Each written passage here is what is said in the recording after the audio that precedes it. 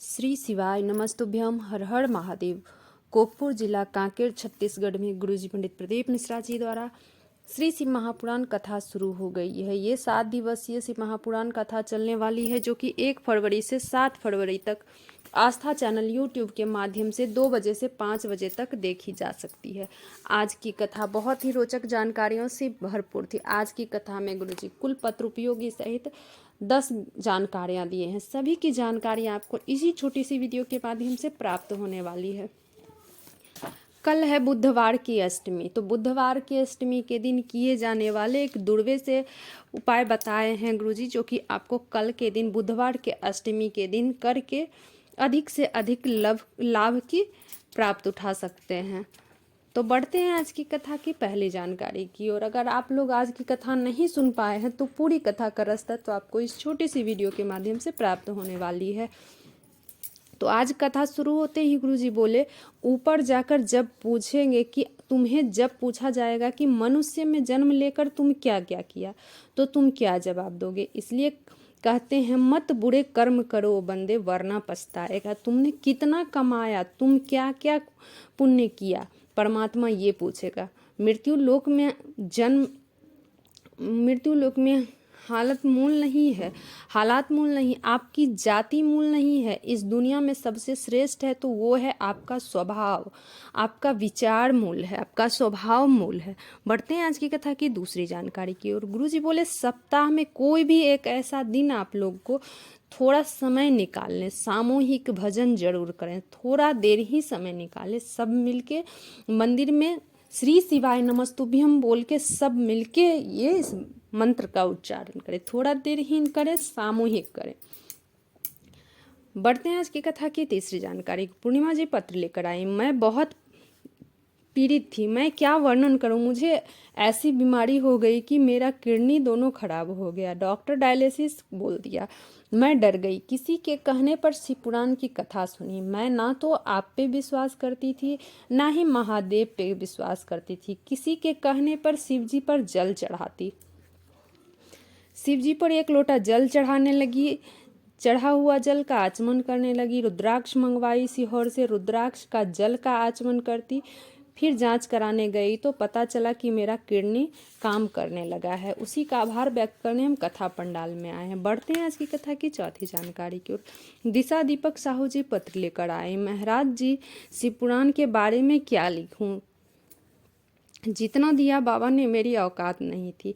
1 लोटे जल का वर्णन बता नहीं सकते। आपकी कथा की भीड़ को देख के आने का दिल भी करता था तो नहीं आ पाती थी, डर लगता था इस भीड़ में आने से।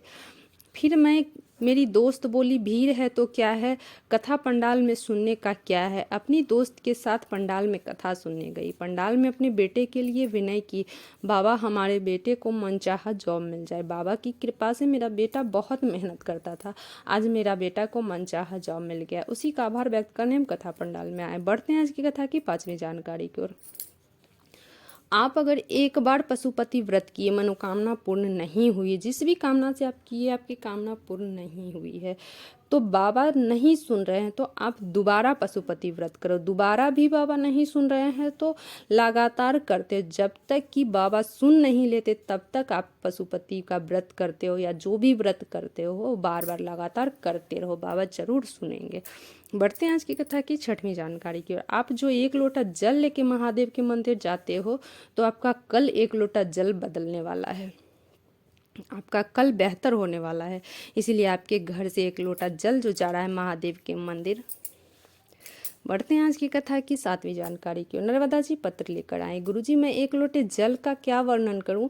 मेरी शादी को 19 साल हो गए थे, संतान नहीं हुआ। बहुत दिखाई साधु संत सब की, संतान का सुख नहीं हुआ। 19 साल निकल गए, इलाज कराते कराते थक गई, भगवान से विश्वास उठ गया।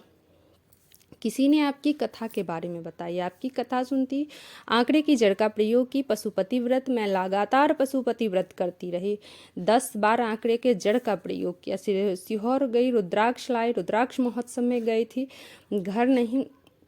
हार नहीं मानी। मैं जब भी जिद पकड़ ली, लोग कि बाबा आपको संतान देना ही पड़ेगा। फिर से और गई बाबा की कृपा से 19 साल बाद बाबा ने मुझे संतान दिए हैं। उसी का आभार व्यक्त करने हम कथा पंडाल में आए हैं।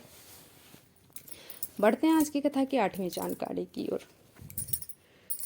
डोमेश्वरी सिन्हा जी पत्र लेकर आए। आपके द्वारा बताए गए उपाय, एक लोटे जल का वर्णन करती हूँ। मेरा पुत्र 6 साल से प्राइवेट स्कूल में जॉब करता था, सरकारी नौकरी की भी तैयारी करता था, नहीं हो रहा था।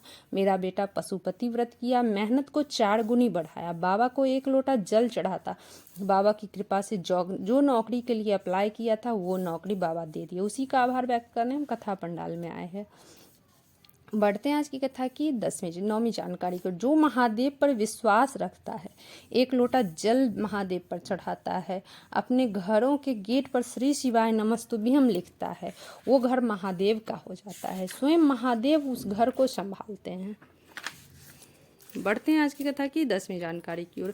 गुरुजी की अगली जो कथा है, प्रयागराज में 10 फरवरी से 16 फरवरी तक सतुआ बाबा शिविर सेक्टर नंबर 26 में होगी। गुरुजी बोले उतनी बड़ी पंडाल तो नहीं होगी, तो अगर आप लोग प्रयागराज में गुरुजी पंडित प्रदीप मिश्रा जी का कथा सुनने जाओगे तो अपनी अपनी छाता चादर अपनी व्यवस्था करके जाएं। बढ़ते हैं आज की कथा की 11वीं जानकारी की ओर। और विशेष जानकारी जो है, अगर भोले बाबा आपकी नहीं सुन रहे हैं तो आपको करना क्या है, 1 लोटा जल, 1 बेलपत्री, 1 दुर्वा लेनी है। 1 लोटा जल लेना है, 1 बेलपत्री लेनी है, 1 दुर्वा लेना है। सबसे पहले आपको क्या करना है, गणेश जी का जो स्थान है उस स्थान पर उस लोटे का जल, 1 लोटा जल जो आप लिए हैं, सबसे पहले गणेश जी का स्थान जो है उस स्थान पे थोड़ा सा जल चढ़ा देना है। फिर जो है कटी भाग, जो बगल में जो गणेश जी के बगल गोल साइड होती है उसे कटी भाग कहते हैं। फिर कटी भाग पे जल डालना है। पहले गणेश जी का, माता अशोक सुंदरी का बगल वाला स्थान जो है गणेश जी का स्थान है, उस स्थान पे आपको जल चढ़ाना है। फिर कटी भाग पे, फिर जलाधारी, जहाँ भगवान भोलेनाथ का जो शिवलिंग है उस शिवलिंग पर, जलाधारी पर। फिर आपको क्या करना है, दुर्वा, गणेश जी का जो स्थान है, जो सबसे पहले जिस जगह पे गणेश जी के स्थान पे आपने जल चढ़ाया था, जो माता अशोक सुंदरी की साइड वाली जो जगह होती है वो गणेश जी का स्थान होता है। तो उस स्थान पर फिर 1 दुर्वा आपको और 1 बेलपत्री समर्पित कर देना है। आपको सप्ताह में 1 बार करते हो तो आप लोग तो महादेव पर जरूर सुनते हैं। आप सप्ताह में आप 1 बार इस उपाय को जरूर करें, तो आप जो भी दिल से मांगोगे महादेव जरूर सुनेंगे। और अगर 1 बार में नहीं सुन रहे हैं तो दूसरा सप्ताह करो, दूसरा सप्ताह नहीं सुने तो तीसरा सप्ताह, जब तक कि बाबा आपका नहीं सुन लेते हैं तब तक आप इस उपाय को करते रहो। श्री शिवाय नमस्तुभ्यम। हर हर महादेव।